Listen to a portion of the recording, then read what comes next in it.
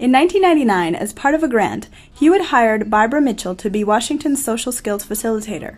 Mitchell, a former high school English teacher, had been working through her own mediation consulting business with school districts throughout Pennsylvania and several other states for the past 10 years. Well, if I had to put it real simply, I'd say my job as a mediator here is to help change people's way of thinking about conflict, and then to teach them the process whereby they actually can get together and talk and work things out. And it's happening. This is my third year. And many, many students are coming to me this year saying, I'm so angry, I want to fight. I feel like fighting, but I don't want to fight anymore. Can we all get together and talk? And will you help us do that? And it's so rewarding. And it took some time for kids to get it, but they're getting it. And now I have a group of students that I've trained as peer mediators who are also helping me do that job. We have this form, and we read that form and then try to help them. We introduce ourselves by telling them our name, and we say what happened, and then we retell what happened, and then we say how can you prevent the problem to get bigger, and then what can you do to solve the problem. We now have the opportunity for students that are having difficulty with each other or having difficulty understanding each other or working, and even outside of the school, bringing it into the building when they're having problems in the community.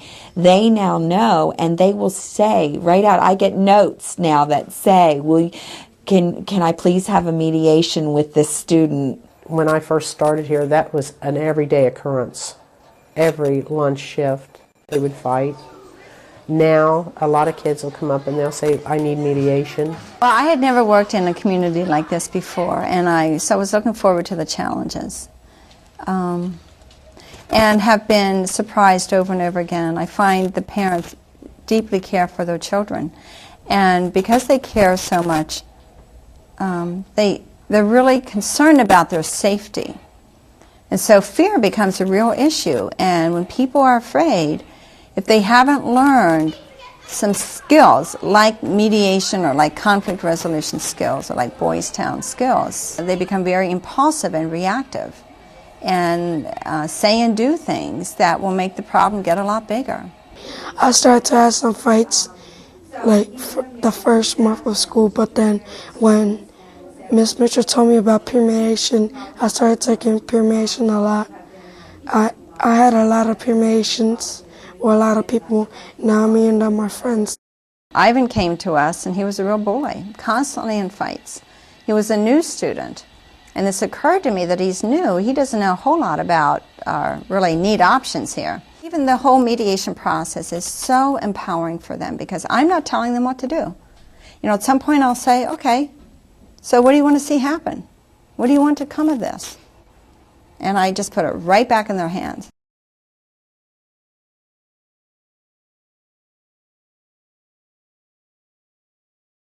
In the classroom, on the playground, in the cafeteria, in the office, during a Suzuki violin lesson, and in other after-school programs. As a drummer for peace, I will live in peace with others. As a drummer. The girls and boys who attend Washington hear a consistent message about what is expected of them and what happens when they do not meet those expectations. The next step is to extend these expectations and consistent language into the community. Mrs. Mitchell, as our mediator in this school, has not only taught children and worked with me and the staff to make sure that we are using the Boys Town skills, making sure that we're following through with kids, making sure they're changing behavior. She's gone out into the community, out into the families, to the homes of our children. We've invited our parents in because we have a whole component, not only with Mrs. Mitchell, but with the guidance counselor, the homeschool visitor, to train parents in the very same model. There was an incident with my son Tyler and two other boys. They were fighting among each other. So I met with them. The parents were very nice. They were understanding. And they told me how they felt. I told them how I felt. And the kids apologized to one another. So that was a good idea. And they started playing together and stuff like that. So it turned out really well. Es una manera de evitar problemas. Porque si el enemigo tiene un problema en la escuela con un estudiante, es compañero de la misma escuela y ellos se van a ver más a menudo en la escuela, y para que eso no siga y tengan buena amistad, pues mejor reunirlos, hablar el problema. Cuando me encontraba en Puerto Rico, los problemas yo los iba a resolver de otra manera. Yo iba, no, que ¿quién al más? O sea, me descontrolaba mucho cuando los nenes me daban la queja, pero no sabía el por qué, o sea, si ellos tenían culpa o no. Y ahora no, ahora lo veo de otra manera, porque ahora sí, hablando puedo resolver los problemas. Beth Lichty directs the Alternative Community Intervention Program run by the Lancaster County Council on Drug and Alcohol Abuse. Attempting to prevent drug use amongst at-risk children through after-school tutoring, mentoring, and special activities, the program is one example of integrating the language and expectations in place at Washington Elementary into the community. So my being closely connected, not just getting them from the schools, but talking with the schools, and of course the parents is another, having a relationship with the parents. That's absolutely huge, and that's where a community agency can do some things that schools can't. A lot of the changes taking place at Washington Elementary stem from the visions of Superintendent Vicki Phillips, who came to Lancaster from a Philadelphia City School District. Phillips believes strongly in the position of a school as an integral part of the community.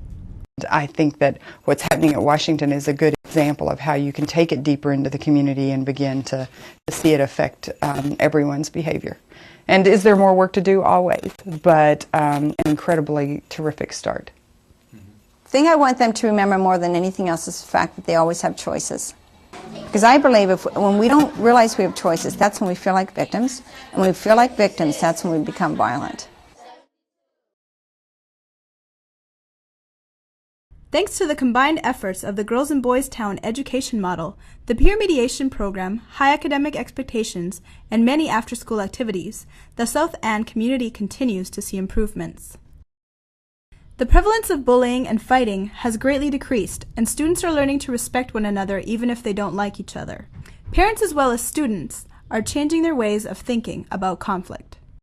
Students are also learning their reading, writing, and arithmetic, evidenced by continuously improving standardized test scores. Peacemaking is taking place at Washington Elementary. I know our superintendent in our school district has a vision of all of our schools being community schools with lights on at night and activities going on for parents and kids. And we're looking towards the Washington Hand cluster right there because there's good school leadership, there's the capacity in the school, there's a willingness, and I feel really hopeful that we'll have safe streets and parents will get more involved. And it's going to take time. Changing the culture of how people view schools and how schools view community and bringing them together is going to take time. It is a huge undertaking, but that's why I'm here, because we haven't gotten there yet. We haven't figured all that out. But with the support of a wonderful leader in our superintendent and the kind of people who choose to work at Washington, because it takes a really special kind of person who has a passion and a commitment to helping every child become the best that they can, we're going to make it. I'm not sure how long it's going to take, but we're going to make it.